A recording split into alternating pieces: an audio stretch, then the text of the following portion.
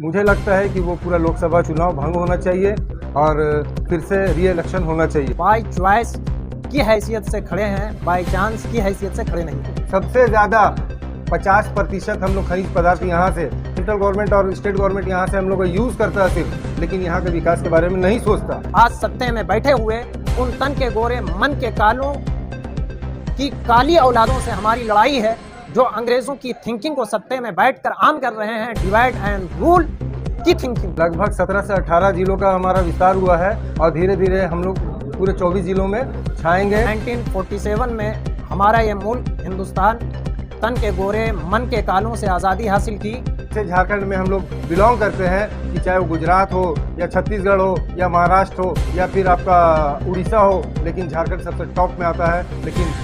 विकास के मामले में बहुत जीरो। पसीना ही नहीं बल्कि हमारे लहू और हमारे खून की भी जरूरत इस पार्टी को पड़ी, तो हम पीछे हटने के लिए तैयार नहीं है। प्रधान महासचिव है, पार्टी का विस्तार आप लोग कैसे करेंगे, पूरे झारखंड में कैसे चलाएंगे आपकी विकास पार्टी? पहले तो आपके चैनल के माध्यम से मैं अपना परिचय प्राप्त करता हूँ। मैं जाहिद अनवर पार्टी का राष्ट्रीय प्रधान महासचिव हूँ। जिस तरह से मेरी पार्टी का आज पहला स्थापना दिवस है, इंशाअल्लाह हमारी पार्टी बहुत ही आगे चलेगी और धीरे धीरे बहुत से नए लोग हमारी पार्टी में जुड़ना चाहते हैं। जैसे अध्यक्ष जी को कॉल आता है, वैसे मुझे भी कॉल आता है कि आपका पार्टी का जो रुझान है मुझे अच्छा झारखंड में खिलता हुआ दिख रहा है। उसी झारखंड में हम भी आपकी पार्टी से अच्छा तालमेल करना चाहते हैं और आपकी पार्टी से जुड़ना चाहते हैं। और अभी जिस तरह से अभी चुनाव आयोग का जो मसला चल रहा है झारखंड में या हिंदुस्तान में जो चल रहा है कि वोट चोरी का मामला जो आया है, इस तरह से मुझे लगता है कि वो पूरा लोकसभा चुनाव भंग होना चाहिए और फिर से री इलेक्शन होना चाहिए। आपकी विकास पार्टी का 1 वर्ष पूरा हो गया है, कितने जिलों में पार्टी का गठन और विस्तार हो चुका है और आगे क्या रणनीति प्रस्ताव है? लगभग 17 से 18 जिलों का हमारा विस्तार हुआ है और धीरे धीरे हम लोग पूरे 24 जिलों में छाएंगे और मेहनत हमारे कार्यकर्ता लोग कर रहे हैं और धीरे धीरे सभी लोग सभी जिला से, सभी प्रखंडों से नया नया पद में हम लोग उसको विस्तार कर रहे हैं और धीरे धीरे इंशाल्लाह हम लोग बहुत आगे जाएंगे और हमारा आने वाला 2029 में जो विधानसभा का चुनाव होगा उसमें अपना खुद का कम से कम 10 विधायक होगा। सबसे बड़ा मुद्दा तो आपको पता है कि यहाँ का मुद्दा है शिक्षा, बेरोजगारी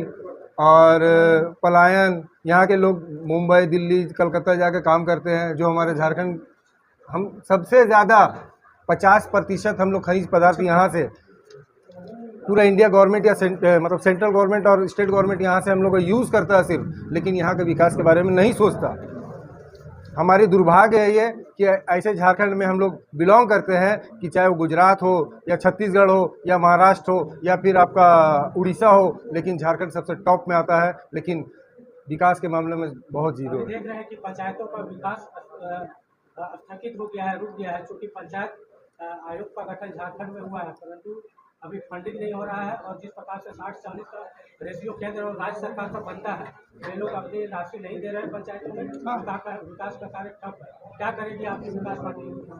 देखिए, तो अभी जो आप बोल रहे फंड नहीं दे रहा है, अभी सिर्फ सरकार मैया समान योजना का ही फंड बना रहा है और सिर्फ और सिर्फ मैया समान योजना,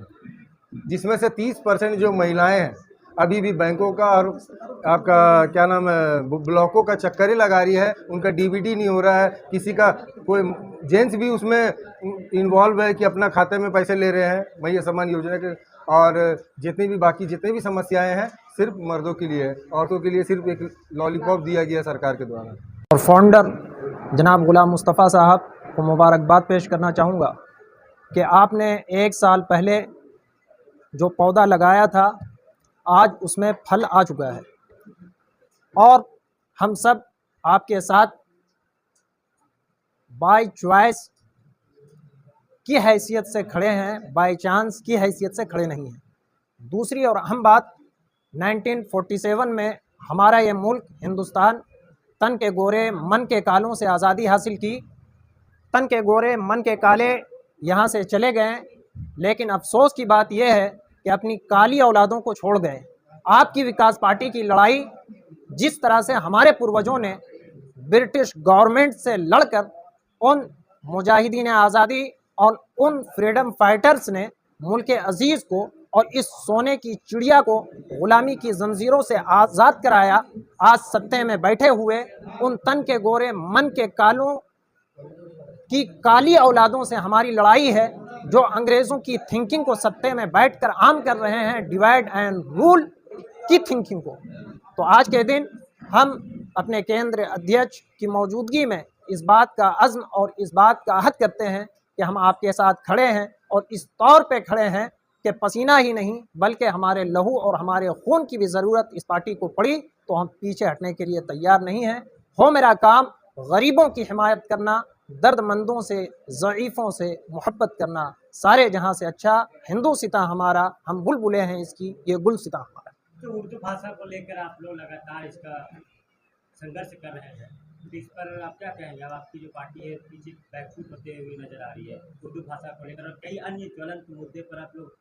पिछले कई वर्षों से बातचीत कर रहे थे, अब आपका स्टैंड जो है बैकफुट पे आ गया। देखिए सर, ऐसा है,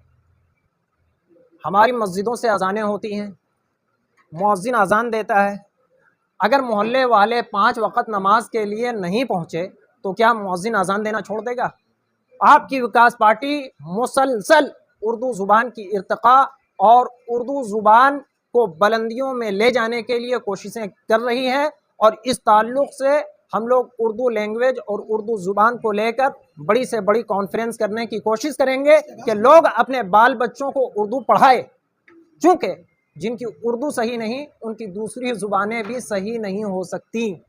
सलीक़े से हवाओं में जो खुशबू घोल सकते हैं, अभी कुछ लोग बाकी हैं जो उर्दू बोल सकते हैं।